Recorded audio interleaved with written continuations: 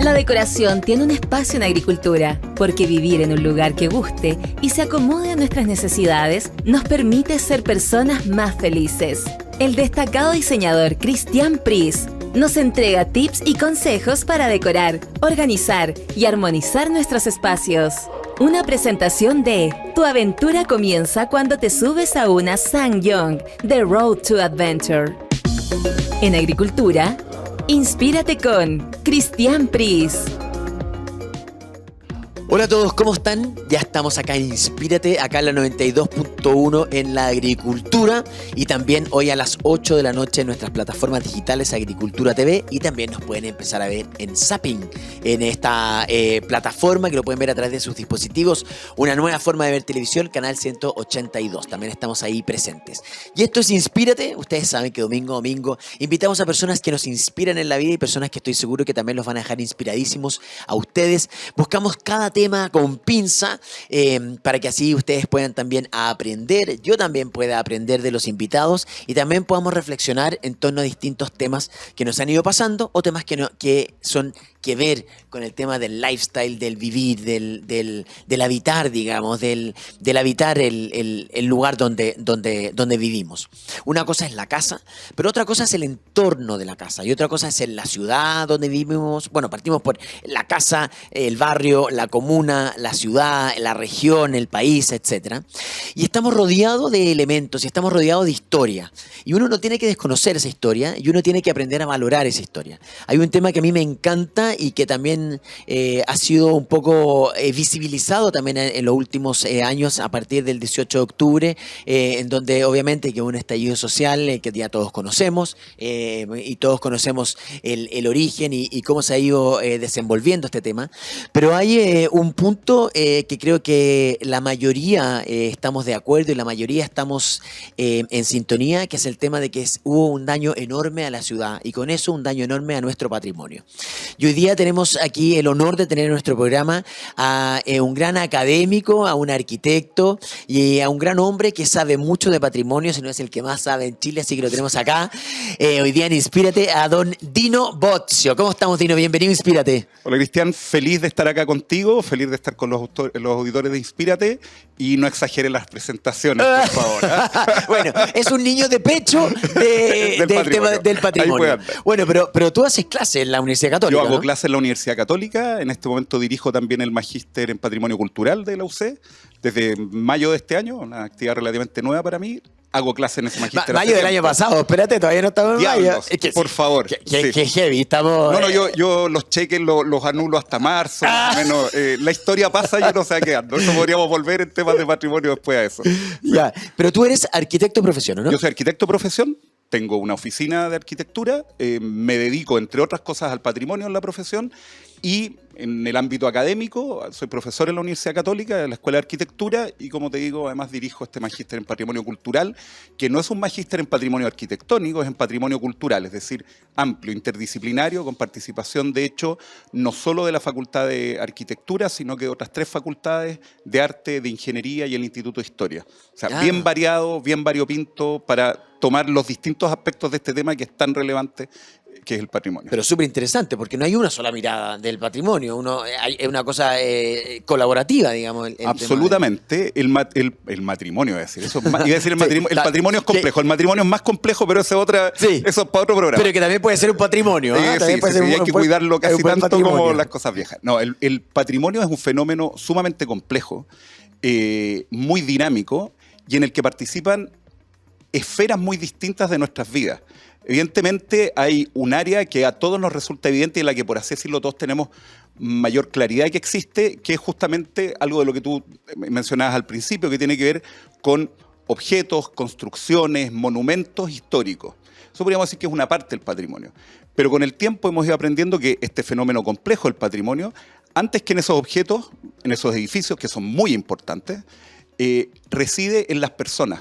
Reside en las comunidades, reside en esos valores que compartimos como sociedad y que vemos reflejados o representados en esos monumentos y en esos edificios históricos y en otras actividades incluso de la sociedad, en comida, en música, en fiestas, en memoria política, memoria cultural, y por lo tanto un fenómeno complejo y dinámico. Claro. No es una cuestión que, no tengo idea, la catedral está ahí construida y porque es la catedral y es antigua, ¿fue siempre patrimonio, va a ser patrimonio? No. Cuando recién se construyó era una iglesia muy importante, pero que no llegaba todavía a ser patrimonio. Hoy día no tenemos duda de sus valores patrimoniales, pero sí como sociedad hemos cambiado y hemos evolucionado el sentido patrimonial que le damos a ese edificio. Para dar un ejemplo, que cada ciudad donde nos estén viendo algunos de nuestros auditores o quienes nos ven en video, tiene su iglesia catedral. Bueno, cada uno de nosotros entenderá que esa iglesia catedral, por ejemplo, ha ido variando en su valoración y por lo tanto su condición patrimonial se muta en el tiempo y a Dios gracias es así, digamos. Afortunadamente las cosas no son tan rígidas. Oye, qué interesante, no lo había mirado desde esa perspectiva. Espérate, entonces existen cosas tangibles que son patrimonio y cosas intangibles que son patrimonios. Perfecto, un 7. Muy bien, eso es. Lo entendí. Eso si hubiera sido todo alumno, hubiera sacado un 7, ¿o no? Digamos, en la introducción. En la primera pregunta. En la introducción estamos. ¿Qué cosas intangibles son patrimoniales? Como te digo, súper amplio, súper amplio. Pensemos, pongámonos en el caso chileno porque podríamos ir a otros ámbitos. Pero pensemos que para nosotros chilenos cuestiones tan evidentes como nuestra comida, como un pastel de choclo, como una paila marina, como... ¿El himno nacional es un patrimonio? El himno nacional seguramente sí, pero también la cueca chora, también la cueca, los bailes nortinos, que se dio la tirana. Ahí tienes no solo la música, sino que tienes un evento, tienes una manifestación cultural, de nuevo, sumamente compleja. Tienes factores religiosos, tienes factores musicales, hay cuestiones de danza, hay asuntos teatrales. Hay un pueblo que es la Tirana, que tiene este significado, o sea, todos sabemos de qué se trata la Tirana. Y resulta que la Tirana, buena parte del año, no está esa fiesta ahí. Claro. Se activa solamente para la fiesta de la Tirana respecto de esa fiesta. El pueblo tiene otras cosas muy interesantes. Claro. Entonces, el patrimonio intangible está en amplios ámbitos. En la artesanía, por ejemplo, la cerámica de Quinchamalí acaba de entrar a ser reconocida como patrimonio de la humanidad, por ejemplo. Oye, la cerámica, ¿por qué? Porque no es solo la cantora negra de greda, que todos conocemos, muy bonita, sino porque hay una cultura en torno a ella, que son las artesanas que lo fabrican, pero también es, por ejemplo, el lugar del que se extrae la arcilla con la que se hace, por lo tanto, las aguas con las que se hace, te fijas, también empieza a cambiar de escala y ahora hablamos también de paisajes culturales, es decir, a una gran escala la cuestión patrimonial. El Camino del Inca, el Chapañán, ponte tú, una cuestión que es patrimonio de la humanidad, pero que recorre Sudamérica casi entera. ¿Te fijas? Oye, y por ejemplo, el lenguaje o una cultura, por ejemplo, en nuestro caso, en mapuche, el lenguaje o la cultura mapuche, ¿también es patrimonial? ¿Eso también es patrimonio? Hay un ámbito muy importante, por lo demás muy importante de reconocer, de conocer y de fomentar, que es el patrimonio indígena. En esta variedad que te decía yo, y yo creo que a estas alturas todos los chilenos con distintas visiones políticas, de donde uno esté parado, reconocemos que hay una diversidad en nuestro país. Habemos algunos como tú y como yo de apellido inmigrante. Hay pueblos originarios, gente que sus familias, sus pueblos están hace mucho más tiempo acá. Y cada uno de nosotros ha ido contribuyendo con nuestras diferencias y con nuestras cuestiones en común a esto que llamamos Chile. Y por supuesto que el mundo indígena, no solo de los mapuches, digamos, todos nuestros pueblos indígenas tienen sus propios patrimonios y además han aportado aquello que entendemos como un patrimonio de todos nosotros. Oye, Dino, y en un minuto dijiste, entró ahora la categoría patrimonial. ¿Quién decide y cuáles son los requerimientos para poder entrar a esta categoría patrimonial? Yo diría que separémoslo en dos ámbitos. ¿Ya? Uno más evidente y que probablemente a todos nos resulta más visible es que hay toda una institucionalidad del patrimonio. Está el Consejo de Monumentos Nacionales, hoy día tenemos un Ministerio de las Culturas, las Artes y el Patrimonio, relativamente reciente, además de una serie de estructuras internacionales que fomentan y cuidan el patrimonio. En una perspectiva, por así decirlo, más clásica, más tradicional, era resorte de esas instituciones decidir lo que era o lo que no era patrimonial.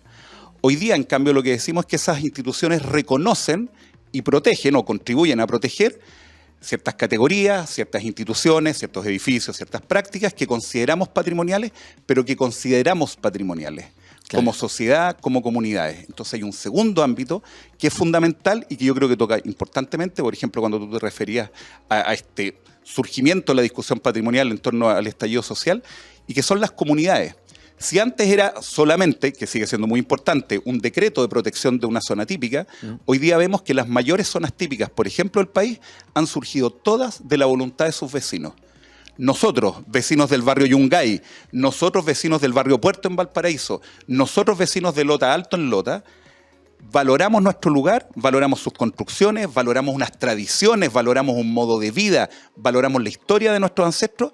Así es que institucionalidad venimos a reclamar, a demandar. Hemos visto marchas en la Alameda defendiendo para el Día del Patrimonio, ¿cierto? Venimos a demandar que sea reconocido nuestro patrimonio. ¿Te fijas? Ya no son 12 académicos y académicas muy importantes o representantes de autoridades muy variopintas que tiene el Consejo Monumental Nacional diciendo monumento, monumento, monumento, que no es que no fuera importante, por favor. Eso es una tarea que sigue estando en manos del Consejo Monumento. Entonces existen esas dos esferas.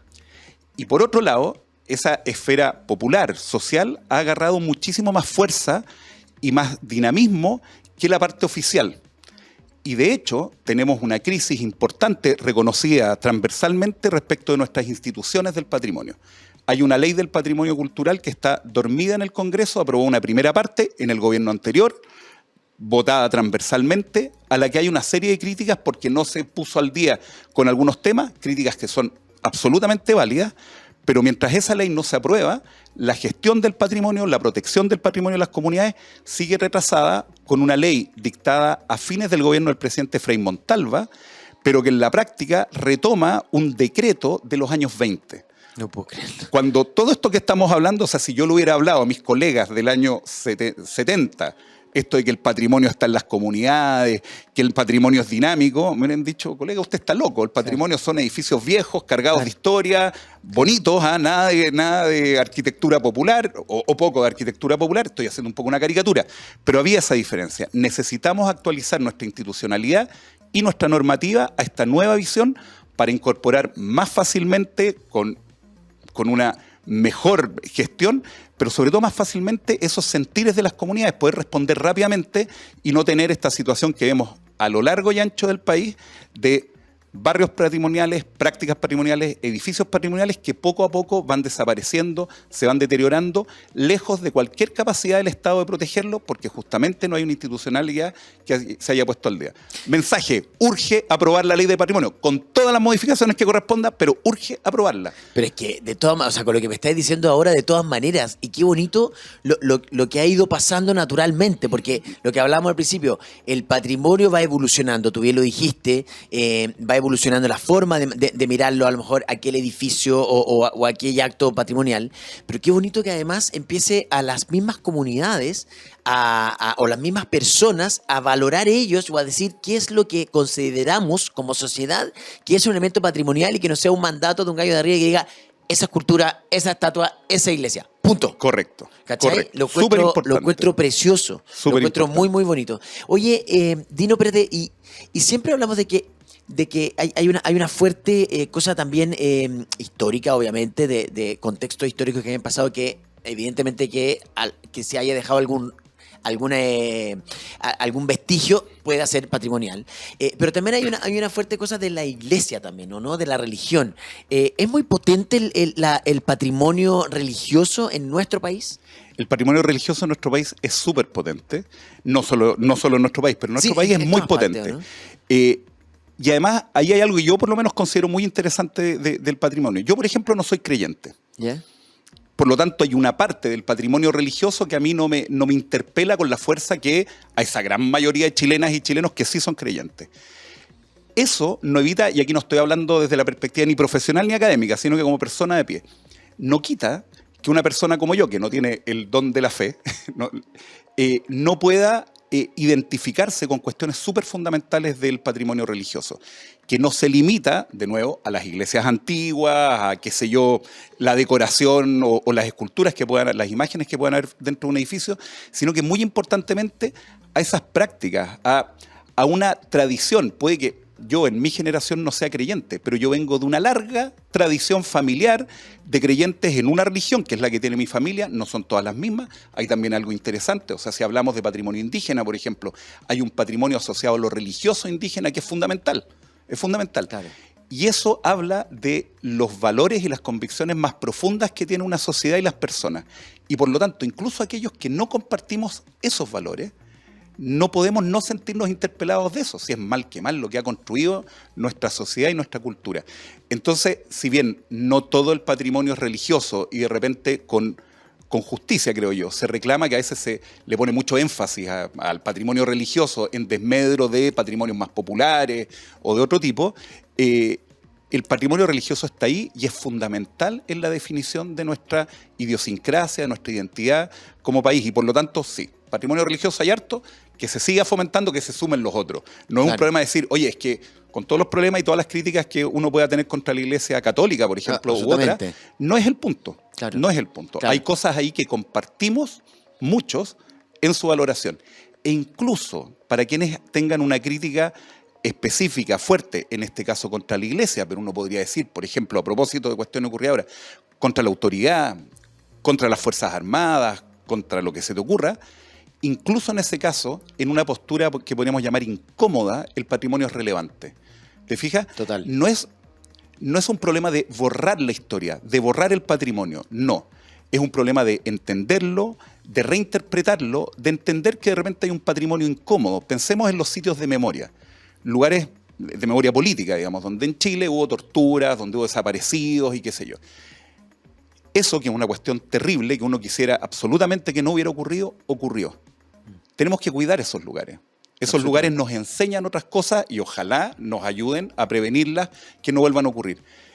Eso es absolutamente incómodo. No son cosas bellas. No es algo que queramos recordar porque es lindo. Lo queremos recordar porque es parte de lo que nos ha construido como sociedad. Y justamente ahí el valor que compartimos a esta altura, yo creo, transversalmente, es un valor, es una apreciación negativa hacia lo que ahí ha ocurrido y por lo tanto hacia ese lugar. Pero es muy importante cuidarlo. ¿Te fijas?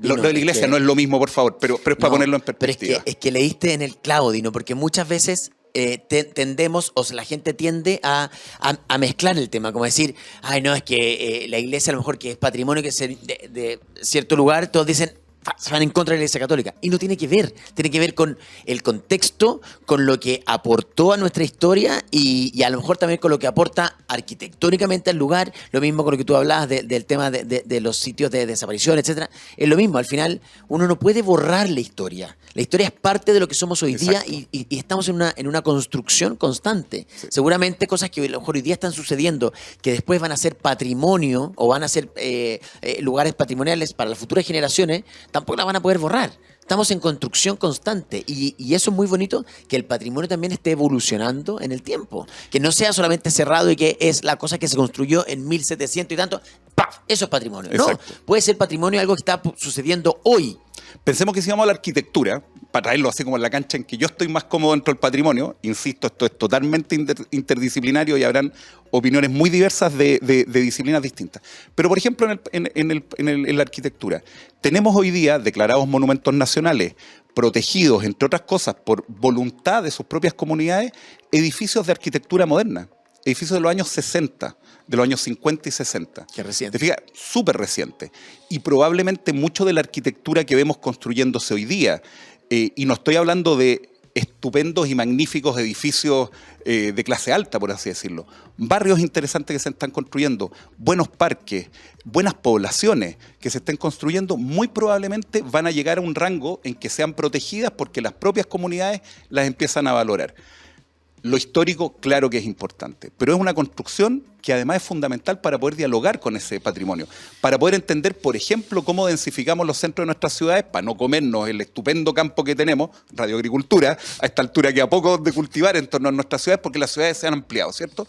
Bueno, ¿cómo hacemos para, por ejemplo, en el centro de nuestras grandes ciudades de Santiago, de Concepción, de Talca, de Antofagasta, de Valparaíso, dar vivienda, que hoy día es una demanda muy, muy importante de nuestra sociedad, pero una vivienda que no solo cuide lo viejo construido, que cuide esas prácticas urbanas que valoramos, esa calidad de vida que tienen nuestros centros, que recupere, que ayude tal vez a recuperar algunas de esas características urbanas que se han ido perdiendo, porque durante muchos años fue de oficina. Entonces, por ejemplo, el centro de Santiago conocemos bien, ¿cierto? Sí. A las 8 de la noche, el centro de Santiago muere o moría, ahora está activo, hay que ver cómo manejamos solo activo, otro tema, moría de un momento a otro.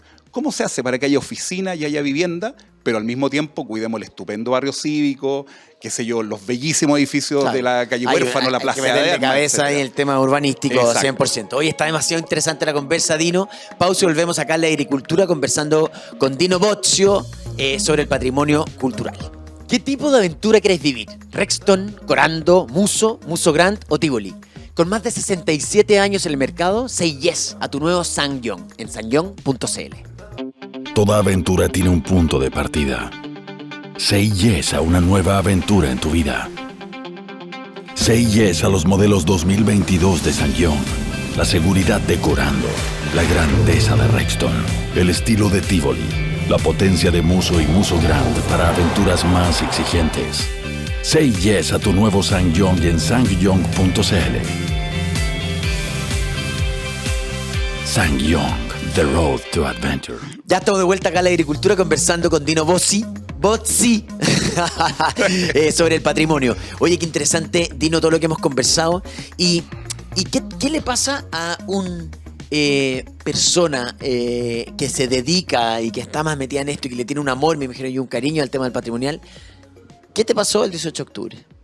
Vamos a agregar algo a lo que acabas de decir. Yo vivo cerca de la Plaza Baquedano, Italia, Dignidad, como la quieren llamar. Yo vivo muy cerca, vivo en el Parque Bustamante. Siempre digo que vivo en la zona 0.1. No estoy donde quedó la máxima escoba, pero mi barrio, la parte mía, igual se rayó entero, desaparecieron semáforos, qué sé yo. No es encima de la plaza, pero es a unas cuantas cuadras. Por lo tanto, me pasa, por así decirlo, en dos perspectivas. Lo he vivido, pero también lo estudio. Y lo ejerzo en la profesión. Yo creo que, a ver, sentemos una cuestión para que quede súper clara de cualquier otra consideración que podamos hacer antes.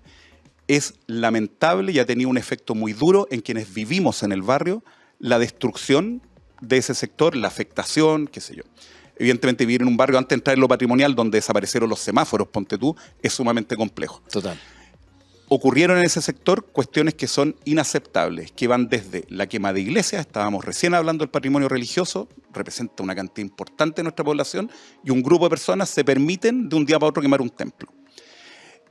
También vimos otras cuestiones que están en el ámbito de la represión, absolutamente desatada, que también son absolutamente inaceptables y que además afectan a personas, no solo a edificios, y por lo tanto, yo diría que es un contexto en que podríamos estar todos de acuerdo que son cuestiones que, por así decirlo, total, no se hacen. Transversal. Dicho lo cual, evidentemente hay una afectación muy importante en los grandes centros de nuestras ciudades. A mí, como digo, me toca directamente el centro de Santiago, pero en otras grandes ciudades del país pasa lo mismo. Una afectación al espacio público en general y en particular a monumentos, edificios históricos, edificios culturales. El Museo Violeta Parra, por ejemplo, ahí mismo quemado, digamos, prácticamente destruido. Por lo tanto, hay una afectación. O sea, en el reconocimiento de ese patrimonio, en todo lo que estábamos hablando, estos valores asociados y qué sé yo, cuando hay una afectación tan grande de ese elemento que lo representa materialmente, evidentemente el patrimonio se ve afectado. Total. Ahora bien, yo creo que también hay que tomar en cuenta, para entender el fenómeno, que esa afectación del patrimonio, ese vandalismo, ese daño al patrimonio, ocurre en un contexto en que cada vez es más valorado este asunto del patrimonio desde antes. Y por lo tanto, para meterlo en el análisis, eso no significa, por así decirlo, validar todo lo hecho, pero para meterlo en el análisis hay que entender que hay una reivindicación de sectores de la sociedad que no se sienten representados por ese patrimonio oficial, protegido, del que hablábamos antes. Hay una reivindicación de los centros de las ciudades, de los espacios de representación de las ciudades y por lo tanto una demanda que es anterior al 18 de octubre de resignificación del patrimonio, de reconocimiento de nuevos patrimonios, por así llamarlo, de una democratización del patrimonio. Esa cuestión yo creo que es fundamental para entender el fenómeno en la perspectiva del patrimonio. ¿Qué diantres tiene que ver quemar el Metro Santiago con esto que estoy diciendo? Yo creo que nada, absolutamente nada. Claro. Pero es como para entenderlo, para verlo de distintos ángulos y no cerrarse a, uno, tratar de solucionarlo hoy día sin toda la información, tampoco cerrarse a que la recuperación sea exactamente de aquello que teníamos construido antes. Porque dado lo que ocurrió, bueno, aprovechemos de preguntarnos como sociedad ¿qué es el patrimonio para nosotros hoy día? ¿Cuánto de lo que estaba en los espacios públicos tiene que permanecer? ¿Cuántos de esos edificios deben ser recuperados al idéntico de cómo estaban? y cuánto podemos incorporar, por así decirlo, de novedad de estas nuevas visiones, de estos nuevos valores del patrimonio, para que el patrimonio vuelva a ser una cuestión que nos identifique a muchos y que no hayan unos tantos, o habremos, según de qué elemento o ámbito patrimonial estemos pensando, que por el contrario sentimos que incluso a veces nos ofende. ¿Tú crees que hubo conciencia de esas personas que dañaron el patrimonio en dañar el patrimonio como tal? ¿O fue una destrucción total y de paso fue el patrimonio? Yo creo que hay de las dos cosas. Una cuestión que yo he insistido hablando de este tema es que hay que entender que la manifestación fue constante durante un periodo que no habíamos visto nunca antes en Chile. O sea, en plena dictadura las manifestaciones eran esporádicas, constantes, pero esporádicas. Y por lo tanto la ciudad alcanza a reaccionar, a pintarse, a limpiarse, a poner flores de nuevo, qué sé yo, a arreglar un monumento que puede haber sido afectado. Esto fue un día tras otro, una semana tras otra, durante varios meses. Es una primera cuestión. Por lo tanto, hay mucho de lo arrasado que yo creo que quedó arrasado, por así decirlo, por la batahola, digamos, o sea, por la tremenda presencia de gente, muchos de ellos violentos en la ciudad y que arrasaron cosas. Pero dentro de ese gran fenómeno de afectación de la ciudad, de destrucción de partes de ella, yo estoy convencido que hay no pocas personas que intervinieron, dañaron el patrimonio, que son conscientes de lo que estaban haciendo. Ahí hay una cuestión que yo creo que es súper, a mí por lo menos me sirve para explicar la situación. Hablamos de vandalismo cuando hablamos de eso. Total. Ya. Los vándalos son un pueblo germánico, o eran un pueblo germánico de la zona de Suecia, en tiempos del Imperio Romano, y que en el siglo V a.C. se fueron a instalar a Cartago, o sea, norte de África. Cruzaron todo el Imperio Romano, se instalan en el norte de África y hacen el saqueo de Roma en el 460 y tanto. Los vándalos fueron unos de tantos pueblos que saquearon Roma, incluyendo a los francos, los alemanes, los españoles, etc. ¿Por qué? Post-Revolución Francesa, Henri Grégoire, un obispo revolucionario, habla del vandalismo de los monumentos en Francia. Él no habló del afrancesamiento de los monumentos en Francia, claro. No dijo la germanización ni la españolización. Vándalo es aquel que algún día ha reivindicado su derecho a instalar una nueva hegemonía en la ciudad, a intervenir en los monumentos, a poner sus propios monumentos, y que no lo logró.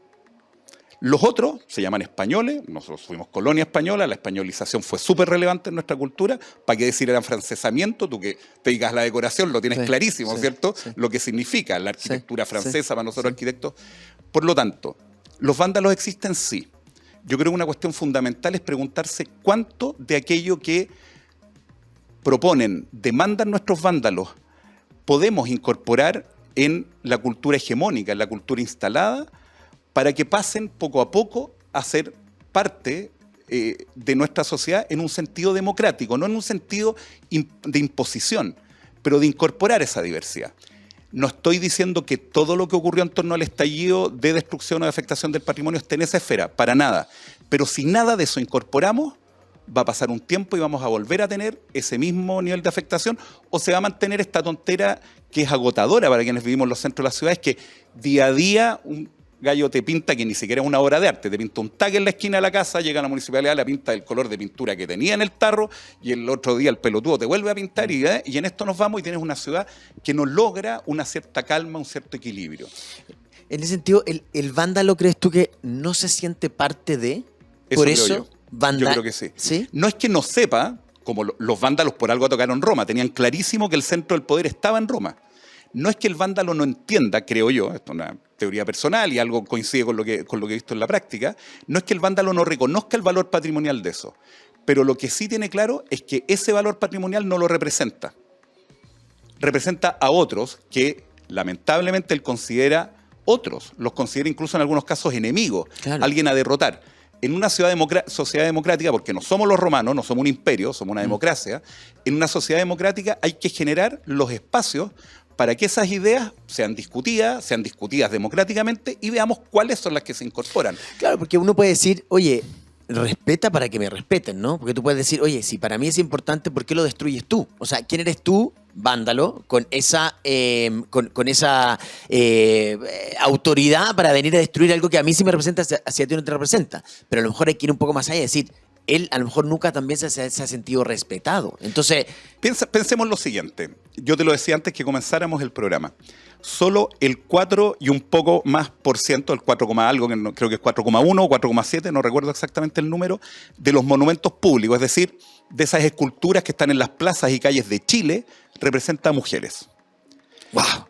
Por lo tanto, si yo te digo a ti, digo a ti, el monumento público en Chile es machista, militarista, porque representa casi en su mayoría a grandes generales y militares de la historia, cosa que es muy importante en nuestra construcción de nuestra historia, y que además son hombres, yo digo, es militarista, machista y decimonónico, porque no representa militares actuales, sino que de la Guerra del Pacífico, de la Independencia, Dino, perdón, incluso de la colonia. ¿Eso es en Chile solamente Eso o es a en nivel Chile. mundial? Es algo que se repite en el mundo bastante, Ya. pero en nuestro caso es dramático, si hablamos un 4%.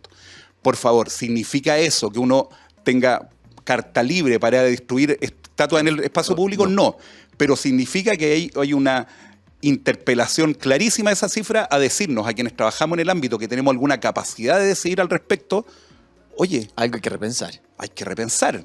Las mujeres son el 51% de la sociedad. Y están representando un 4% del patrimonio. Hemos avanzado, afortunadamente falta mucho, pero en representación de la mujer en muchos ámbitos, chuta, pero los monumentos, el 4% representan a mujeres. Y ojo, que no son que el 4% homenajea a mujeres. Buena parte de eso son una mujer que representa a la familia, una mujer que representa a la primavera.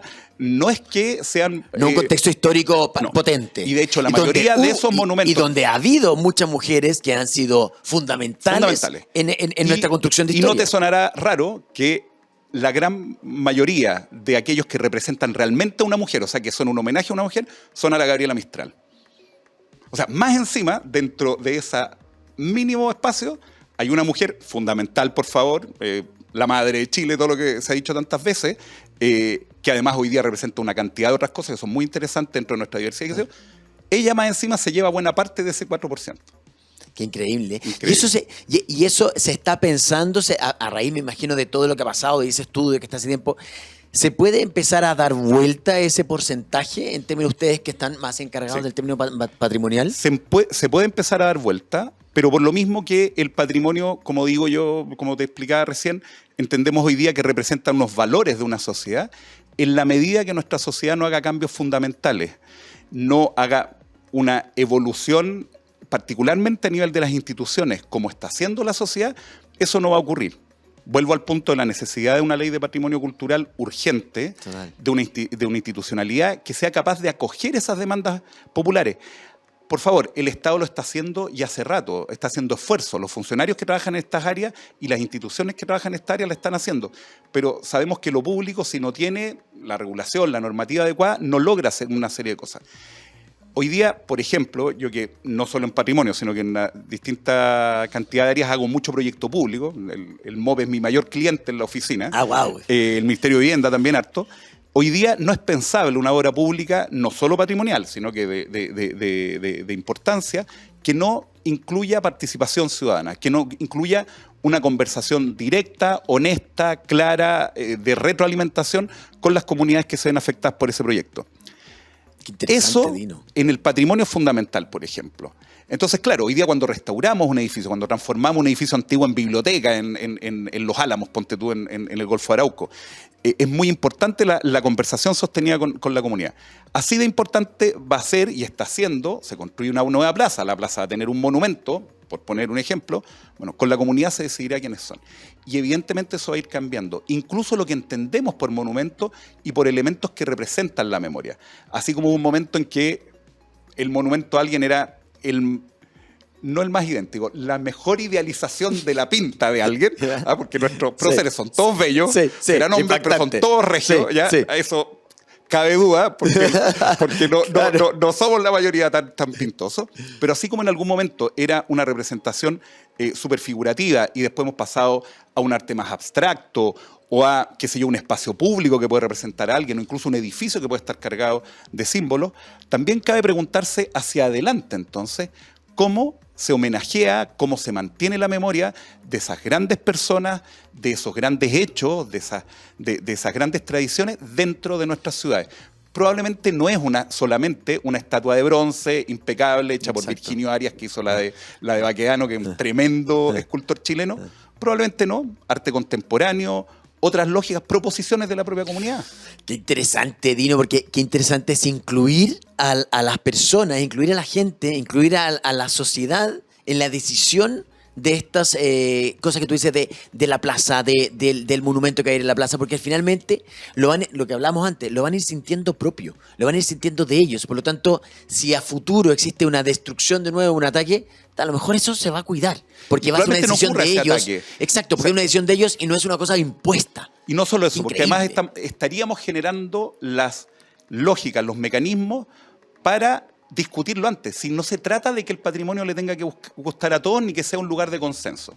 Nosotros tenemos a esta altura bien claro que el patrimonio, por el contrario, es un territorio en disputa, donde están estas disputas culturales. Si somos diversos, por suerte somos diversos. Sí. Entonces, más bien lo que hay que generar es estos espacios, esta institucionalidad, estos modos de relacionarse, donde tú y yo, que no pensamos iguales, podamos llegar a un acuerdo. Total. Donde tú vayas a ceder algo, yo voy a ceder algo, o tal vez los dos salimos ganando. Pero eso se trata la vida. En todo orden de cosas. Así me enseñó mi madre. Muy bien. Supongo que la tuya también. También. Hoy estamos aquí conversando con Dino Bossi, Dino Bossi. No se me va a olvidar más del patrimonio cultural de nuestro país. Pausa y volvemos acá en Inspírate. ¿Qué tipo de aventura querés vivir? ¿Rexton, Corando, Muso Grand o Tivoli? Con más de 67 años en el mercado, say yes a tu nuevo Sangyong en sangyong.cl. Toda aventura tiene un punto de partida. Say yes a una nueva aventura en tu vida. Say yes a los modelos 2022 de Sangyong.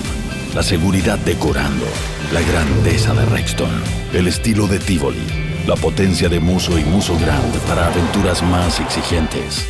Say yes a tu nuevo Sangyong en sangyong.cl. Sangyong, the road to adventure. Ya estamos de vuelta acá en Inspírate conversando con Dino Bossi respecto al patrimonio cultural. Oye, Dino, bueno, habíamos hablado del tema del 18 de octubre, lo que conversamos y qué sé yo. ¿Se ha ido recuperando algo de nuestro patrimonio a lo largo de Chile? Porque siempre pensamos que fue en Santiago, ¿cierto? Pero oye, Valparaíso, Antofagasta, Concepción, o sea, todas las ciudades de nuestro país fueron afectadas con el 18 de octubre que todos conocemos, ¿no? ¿Se ha ido recuperando? ¿Ha habido así como trabajando a toda máquina? ¿Para dónde va el cuento y en qué estamos? No ha sido a toda máquina. Yo creo que hay una cuestión que es fundamental para entender el fenómeno completo y es que hubo esta coincidencia lamentable en, primero, esta enorme manifestación con todo lo positivo y negativo que trajo, que fue el estallido social, y luego, así de corrido, la pandemia. Y la pandemia ha tenido un efecto en nuestros espacios urbanos enorme. No solo porque somos una sociedad dañada a estas alturas, o sea, todos perdimos a alguien, todos estuvimos encerrados, todos sabemos lo que es verse con los amigos por una pantallita de teléfono, y por lo tanto, eso que te estoy describiendo yo tuvo un efecto evidente en el espacio público, en la vida normal. Salimos de la pandemia descubriendo algo que ya sabíamos, pero que iba a demorar, y es que uno puede trabajar de la casa y no hay para qué pagar una oficina, y por lo tanto tenemos una vacancia de espacios de oficina, por ejemplo, en todos los centros históricos de la ciudad muy importante. Y además, en ese periodo, había esta afectación brutal de nuestros centros históricos, producto de las grandes manifestaciones. Y ojo, no solo los centros históricos, también en periferia, no necesariamente en patrimonio protegido, pero en espacios públicos, en edificios públicos, muy, muy dañados. Yo creo que lamentablemente nos aprovechó el momento de pandemia para hacer ciertas obras mínimas, de recuperación mínima. También hay que reconocer que algo de la manifestación se mantuvo en ese periodo y por lo tanto lo hacía difícil. Y nos encuentra hoy día en una situación de crisis económica, una crisis social que no se ha terminado y una crisis sanitaria que ojalá parece que estamos superando, pero de a poquito. Por lo tanto, ha sido difícil para nosotros como país. Hemos tenido 2 gobiernos a cargo y probablemente los 2 comparten ese mismo problema, una dificultad para retomar esas cuestiones.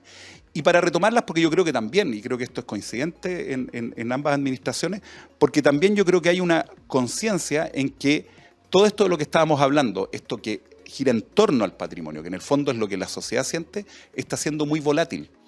Y por lo tanto, las decisiones, que son decisiones caras, definitivas, arreglar la plaza, repavimentar, no sé, el centro urbano de no sé dónde, reparar las fachadas de Concepción, de Valparaíso, son decisiones costosas, decisiones que en las lógicas que trabajamos aparecen como definitivas cuando tal vez no debieran serlo, en la medida que nos ponemos de acuerdo.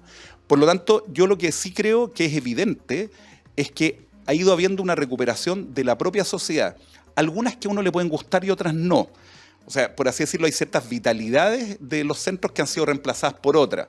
Básicamente estoy pensando que si el 17 de octubre el Paseo Humada estaba lleno de gente de maletín yendo al banco, ya nadie ocupa maletín, pero qué buena imagen esa. Pero digamos, gente yendo al banco, de tacos, señoras y qué sé yo, hoy día está llena de vendedores ambulantes. No estoy diciendo que sea lo mismo y que eso no signifique un deterioro. Ahí ha habido un problema de control de la autoridad de los vendedores ambulantes. Pero los centros, las ciudades tienen el patrimonio. Claro, pero los centros tienen esa capacidad de mantenerse vivos a pesar de los problemas. Entonces, tal vez lo que habría que hacer es un poco como en el judo. Aprovechar la fuerza del contrincante para ver cómo gano yo. ¿En qué sentido? Si las ciudades apuntan a esa vitalidad, veamos cómo lo hacemos. De nuevo el ejemplo del centro de Santiago. Es verdad que ese sector más central está bien afectado. La Plaza de Armas se mantiene bien, por así decirlo, materialmente, pero uno nota que en las actividades, digamos, que empieza a haber una cuestión de peligros y qué sé yo, que en el día funcionan fantásticos los restaurantes, pero ya de noche la cuestión se complica. El Paseo Humada invadido, y para qué decir Puente, que viene muy antes del estallido, invadido por vendedores ambulantes. Pero, por ejemplo, Las Tarrias está de vuelta. Yo no sé si tú hayas tenido oportunidad de ir a comer. Yo que vivo relativamente cerca, voy a cada rato. Las Tarrias está vivo como nunca, como nunca. El sector, por ejemplo, que hay los efectos de intervención en el patrimonio. El entorno del Palacio Pereira se ha llenado de cafecitos, de restaurancitos y qué sé yo. En un lugar donde el palacio es fantástico, pero las veredas no es que le hayan puesto mucho cariño en muchísimos años, en decenas de años que no había un trabajo ahí. Esa es la fuerza que hay que aprovechar. ¿Te fijas? No basta con una decisión de una autoridad de hacer cosas que por favor son mínimas y hay que hacer. Hay que pintar borrando los rayados, pero tal vez algunos rayados que tienen un valor artístico o de memoria fundamental hay que dejarlos para que en conjunto decidamos si eso va a ser patrimonializado o lo dejamos 5 años después. Eso te quería preguntar. ¿Será parte del patrimonio o dejar algo de lo que pasó el 18 de octubre? Yo creo que absolutamente sí. Absolutamente sí. Porque incluso... sería mucho más fácil si es que, o sea, no más fácil, sería más obvio decirte lo que te voy a decir ahora si es que el proceso constituyente hubiera estado terminado con la Constitución aprobada. Pero es evidente que hubo una demanda de cambio. Es evidente que hubo, o sea, eran millones de personas en las calles del país. Lo mismo que decía antes, o sea, nos guste o no, estemos de acuerdo o no, o sea, fue una cosa que nos sucedió y que va a cambiar la historia de este país sí o sí. Y por lo tanto... Desde la calle 18 de octubre, que aparecerá en no sé dónde, como tenemos nombres de calles que recuerdan otros eventos de nuestra historia, desde eso a, como te digo, unas redefiniciones de aquello que consideramos patrimonial, de cómo deben ser los espacios públicos, de cómo los hacemos más integradores, de cómo los hacemos más ecológicos, más sostenibles en el tiempo y qué sé yo. En ese aspecto hay que pensar que la ciudad tiene unas inercias enormes. Es muy difícil matar la ciudad, pero también es muy difícil cambiar procesos negativos en positivos. Esta cuestión es lenta y requiere la participación de todos. Y yo en lo personal, esto es una visión personal, estoy convencido que no basta con la decisión de la autoridad. La decisión de la autoridad tiene que ser compartida con a quienes dirige, con el pueblo, con los vecinos, con los ciudadanos. Y del modo más amplio posible. De nuevo, para validar aquello que se hace. Igual que, como te digo, vamos a hacer una biblioteca, nosotros le preguntamos a la gente cómo quiere su biblioteca y no solo eso, muchas veces hacemos la biblioteca porque la gente te la está pidiendo. Exacto. ¿Te fijas? Está el edificio viejo ahí, no se sabe para qué ocupar, llega la gente del gobierno regional, oye, tenemos la casona no sé cuánto, queremos una biblioteca. Oye, tocaste dentro de la conversación el tema del centro que se está recuperando de a poco, ciertos sectores y qué sé yo, pero tocaste el tema también del comercio ambulante, de las carpas azules, ¿no es cierto?, que estamos viendo, etcétera. ¿Afecta de cierta manera la seguridad de nuestra ciudad, el patrimonio? ¿Tiene que ver con eso? De que ya a lo mejor me da susto ir a tal lugar que antes iba con felicidad o tranquilo y me da susto ahora ir a conocer nuestro propio patrimonio, ¿lo está afectando de alguna forma? Yo creo que sí. Creo que es muy importante el deterioro de la ciudad en términos de cómo la percibimos. O sea, un lugar limpio, bien iluminado, bien diseñado, incluso bien mantenido, es un lugar donde seguramente te vas a sentir más seguro que un lugar, primero, invadido por gente que no conoces. Pueden ser fantásticas personas, pero tú no las conoces. Y ahí hay un problema. Cuando no nos conocemos entre nosotros hay una primera cuestión. Pero hay otra cosa que es innegable, y es que ha habido un aumento sostenido desde hace harto tiempo hasta la fecha de violencia en nuestras ciudades. El propio estallido es una expresión de eso, pero luego violencia criminal, digamos, violencia delictual, eso está. Y eso claramente aleja a las personas. Pero ahí se produce una paradoja que hay que cortarla, y en eso la autoridad es fundamental, pero también somos fundamentales los ciudadanos. En la medida que nosotros entregamos el espacio público, o más bien, que abandonamos el espacio público, los ciudadanos y las ciudadanas, abandonamos el espacio público, alguien lo va a tomar. Ese que lo va a tomar es un otro. Algunos son gente que legítimamente necesita un lugar donde vivir y ponen una carpa. Eso no los hace delincuentes, lo hace una persona que necesita un lugar para vivir y puso una carpa. Pero también lo entrega a algunos de esos que vienen carpa, a algunos de los que estamos encerrados en nuestras propias calles, en nuestras propias casas, que van a hacer un uso de ese espacio que no es el que la sociedad quiere. Pero si la sociedad no está en ese espacio, ¿cómo controla? Exacto. No hay nada que haga un lugar más seguro que sus propios vecinos lo ocupen, que una calle tenga niños jugando, tenga la abuela asomada por la ventana, que esté sentado el viejito tirándole pan a las palomas. O sea, lo que tú comentaste en la Plaza de Armas, o sea, ahora igual el uso de la Plaza de Armas cambió. Pero por supuesto. Pero absolutamente. Pero es porque hubo grupos que la valoraban muchísimo, que la querían, que la han ido abandonando. Entonces los esfuerzos, junto con la recuperación material, tiene que estar en la recuperación del uso de los espacios públicos por la ciudadanía. Una ciudadanía diversa, no una ciudadanía que discrimina al otro. No, por favor.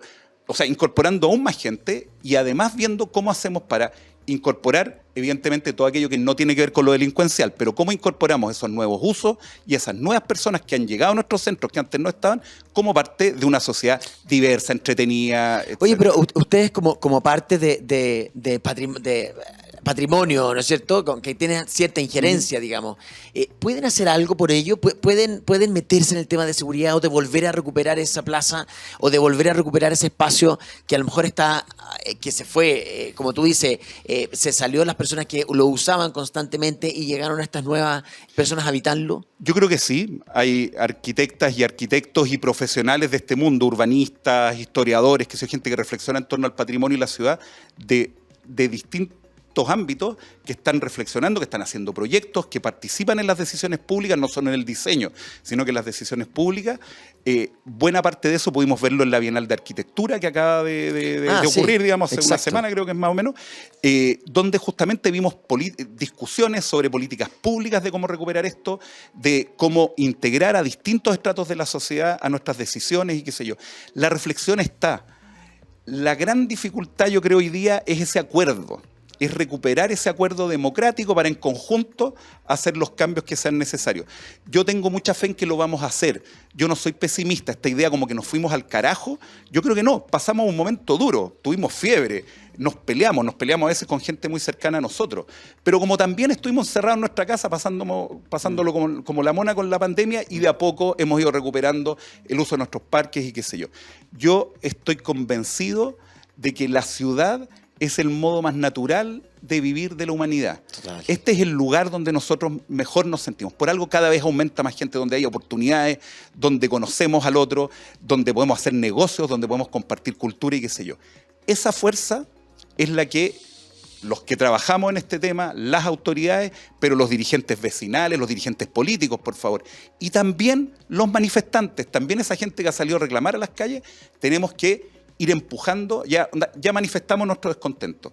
La pregunta ahora es cómo diantre hacemos que ese descontento se transforme en un contento. Iba a decir lo mismo, no sé si existe la palabra, pero se transforme en un contento. En eso la ciudad es clave y el patrimonio es básico. O sea, ojalá que así sea, Dino, porque la verdad que siento que hay que, siempre se dice esa frase cliché, tenemos que recuperar la ciudad, pero tenemos que recuperar la ciudad para todos, lo que tú acabas de hacer, y transformar ese descontento en contento. Creo que me encantó esa frase, que es el caballo de batalla, la bandera que debemos entre todos luchar, porque no hay que dejarlo en manos solamente de algunos. Creo que todos somos responsables, todos como sociedad, como habitantes de cualquier ciudad, en volver a sentirnos seguros, en volver a poder compartir en lugares donde antes lo hacíamos y ahora ya no lo hacemos por diversos motivos. Dino, nos quedan súper pocos minutos, segundos casi, no sé si queréis decir algo al final de esta interesante conversa que se me pasó volando. Yo mandaría un mensaje a nuestros auditorios, quienes nos están viendo, que están a lo largo del país. Recuperemos el uso para demandar que como sociedad arreglemos los espacios. Recuperemos el uso de estos espacios. Chile está lleno de un patrimonio natural y cultural fantástico. Es verano, comamos humitas, pastel de choclo, que son mis favoritos, pero hay un montón de también, mariscos, qué sé yo. Uy, las humitas con tomate y cebollita no fallan. Aunque, o sea, a ver, hay poca plata. Bueno, vamos a nuestros centros. No hay plata para ir a vacacionar este año. Ok, descubramos esas cosas que siguen estando ahí, y en la medida que nosotros las usemos, estamos demandando que la autoridad, que el Estado las mantenga, les busque nuevos usos, las potencie. Así que el patrimonio es nuestro, nuestras ciudades son nuestras, recuperémoslas con ciudadanas y con ciudadanos. Qué interesante. O sea, vote bien, vote Dino ahora. No. Encárguenle un proyecto al Dino, eso sí. Eso sí, hay que encargarle un proyecto a Dino Bossi. Oye, Dino, te quiero agradecer. Qué entretenida la conversa, interesante, se me pasó volando esta hora. Espero que a la gente también le haya gustado y se hayan inspirado. Una vez más, gracias por tu generosidad, por haber venido hoy día, y realmente estoy seguro que eres una persona que inspira. Dejaste hoy día inspirados a muchos, sobre todo en esa parte final. Recuperemos lo nuestro, así como hubo manifestantes que a lo mejor algunos sintieron que se apropiaron de su espacio. Vuelve a apropiarte tú de ese espacio que sientes que te pertenece. Y siento que ese es el mensaje, y me encantó. Gracias por haber venido hoy día, Inspírate. Nos vemos nosotros el próximo domingo acá en esto que es Inspírate acá en la agricultura, a través de también Zappings, el canal 182, y también a las 8 de la noche en Agricultura TV. Que tengan una gran semana por delante, y ya saben, a recuperar nuestra ciudad que nos pertenece a todos. Chao, pescado. En Agricultura fue Inspírate, con el diseñador Cristian Pris. Una presentación de Tu aventura comienza cuando te subes a una SsangYong, The Road to Adventure. Producción, Camila Fierro.